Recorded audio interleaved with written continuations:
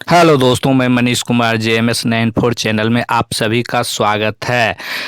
आज का टॉपिक है कृष्णाष्टमी का जन्म। दोस्तों, आपके इधर जन्माष्टमी की तैयारी किस तरह से चल रहा है, कमेंट करके बताइएगा। और कैसे हैं और कैसे मना रहे हैं, सो भी कमेंट करके बताइएगा। तो कृष्णाष्टमी का जन्म श्रीमद् भागवत पुराण के अनुसार श्री कृष्ण का जन्म भादो मास के कृष्ण पक्ष की अष्टमी तिथि 18 अगस्त के रात 9:21 पर शुरू होगी और 19 अगस्त की रात को समाप्त होगी। कुछ विद्वानों का मानना है कि जन्माष्टमी का व्रत व पूजा 18 अगस्त को करना चाहिए, क्योंकि भगवान कृष्ण का जन्म सत को रात को ही हुआ था। कृष्ण की जन्म अष्टमी तिथि की आधी रात को मथुरा के कारागार में वासुदेव की पत्नी देवकी के गर्भ से भगवान श्री कृष्ण ने जन्म लिया था। श्री कृष्ण के जन्म की इसी शुभ घड़ी का उत्सव पूरे देश में धूमधाम से मनाया जा रहा है। दोस्तों, अगर वीडियो पसंद आ रहा होगा तो लाइक करना, और अभी तक चैनल को सब्सक्राइब नहीं किए हैं तो चैनल को सब्सक्राइब कर लें, जिससे आगे आने वाले वीडियो का नोटिफिकेशन आप तक पहुंच जाए आसानी से। तो द्वापर युग में श्री कृष्ण ने बुधवार को रोहिणी नक्षत्र में जन्म लिया था और अष्टमी तिथि के रात्रि काल अवतार लेने का प्रमुख कारण उनका चंद्रवंशी होना है। श्री कृष्ण चंद्रवंशी चंद्रदेव उनके पूर्वज और बुध चंद्रमा के पुत्र हैं। इसी कारण चंद्रवंश में पुत्रवत जन्म लेने के लिए कृष्ण का ही दिन चुना गया है। आधी रात में क्यों लिया गया जन्म? मथुरा के पंडित ने बताया कि रोहिणी चंद्रमा और चंद्रमा की प्रिय पत्नी और नक्षत्र हैं, और इसी कारण कृष्ण रोहिणी नक्षत्र में जन्मे और अष्टमी तिथि शक्ति का प्रतीक है। कृष्ण शक्ति संपन्न स्वयंभू व परम ब्रह्म हैं, इसलिए को अष्टमी के अवतरित हुए। कृष्ण के रात्रि काल में जन्म लेने के कारण ये है कि चंद्रमा रात्रि में निकलता है और उन्होंने अपने पूर्वज की उपस्थिति में जन्म लिया। पूर्वज चंद्रदेव की भी अभिलाषा थी कि श्री हरि विष्णु में कुल में कृष्ण रूप में जन्म ले रहे हैं, तो मैं इसका प्रत्यक्ष दर्शन कर सकूं। पौराणिक धर्म ग्रंथों में उल्लेख है कि कृष्ण अवतार के समय पृथ्वी से अंतरिक्ष तक समूचा वातावरण सकारात्मक हो गया था। प्रकृति, पशु पक्षी, देव ऋषि किन्नर आदि सभी हर्षित और प्रफुल्लित थे। मानो वहाँ का माहौल खुशी का माहौल था। यानी कृष्ण के जन्म के समय चहुंवर और सुरम्य वातावरण बन गया था।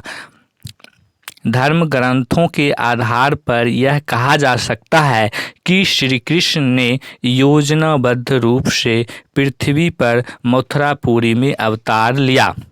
श्री कृष्ण जी की जन्म की कुछ कहानी है। द्वापर युग में भोजवंशी राजा उग्रसेन ने मथुरा में राज्य करता था। उसके आतताई पुत्र कंस ने उसे गद्दी से उतार दिया और स्वयं मथुरा का राजा बन बैठा। कंस की एक बहन देवकी थी, जिसका विवाह वासुदेव नामक यदुवंशी सरदार से हुआ था। एक बार जब कंस देवकी और वासुदेव को उनके राज्य लेकर जा रहे थे, तभी एक आकाशवाणी हुई, हे कंस, जिस बहन को तू उसके ससुराल छोड़ने जा रहा है, उसके गर्भ से पैदा होने वाली 8वीं संतान तेरी मौत का कारण बनेगी। आकाशवाणी सुनकर कंस क्रोधित हो उठे और वासुदेव को मारने बढ़ा। तब देवकी ने अपनी पति के प्राणों की रक्षा के लिए कहा कि मैं उनकी जो भी संतान जन्म लेगी उसे वो कंस के सौंप देगी। कंस ने बहन की बात मानकर दोनों कारागार में डाल दिए गए। दोस्तों अगर वीडियो पसंद आ रहा होगा तो लाइक करें। कारागार में कृष्ण का जन्म। कारागार में देवकी ने एक एक करके 7 बच्चों को जन्म दिया, लेकिन कंस ने अपनी वध कर दिया गया।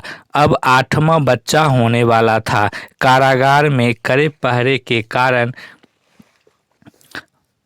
उसी समय नंद की पत्नी यशोदा का बच्चा होने वाला था। उन्होंने वासुदेव देवकी को दुखी जीवन के देख 8वें बच्चे की रक्षा का उपाय रचा। जिस समय वासुदेव की को पुत्र हुआ था, उसी समय संयोग से यशोदा के गर्भ से कन्या का जन्म हुआ, जो और कुछ नहीं सिर्फ माया थी। उसी समय माता यशोदा ने एक पुत्री को जन्म दिया। इसी बीच कारागार में अचानक प्रकाश आया और भगवान श्री हरि विष्णु प्रकट हुए। उन्होंने वासुदेव से कहा कि आप इस बालक को अपने मित्र नंद जी के यहाँ ले जाओ और वहाँ से उनकी कन्या को यहाँ ले आओ। भगवान विष्णु के आदेश से वासुदेव जी भगवान कृष्ण के रूप में अपने सिर पर रखकर नंद जी के घर की ओर चल दिए। भगवान विष्णु की माया से सभी पहरेदार सो गए। कारागार के दरवाजे खुल गए। वासुदेव भगवान कृष्ण को लेकर नंद जी के यहाँ सकुशल पहुँच गए और वहाँ से उनकी नवजात कन्या को लेकर वापस आ गए। जब कंस को देवकी की 8वीं संतान के जन्म की सूचना मिली तो वह कारागार में आया और उसे कन्या को छीनकर पृथ्वी पर पटकना चाहा, लेकिन वह कन्या उसके हाथ से निकलकर आसमान में चली गई।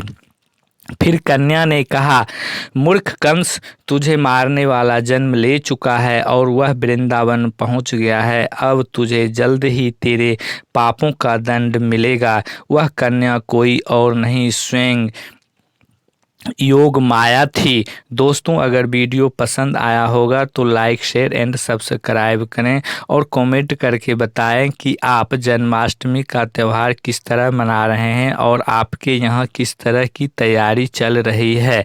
धन्यवाद दोस्तों। जय हिंद, जय भारत, जय कृष्णाष्टमी।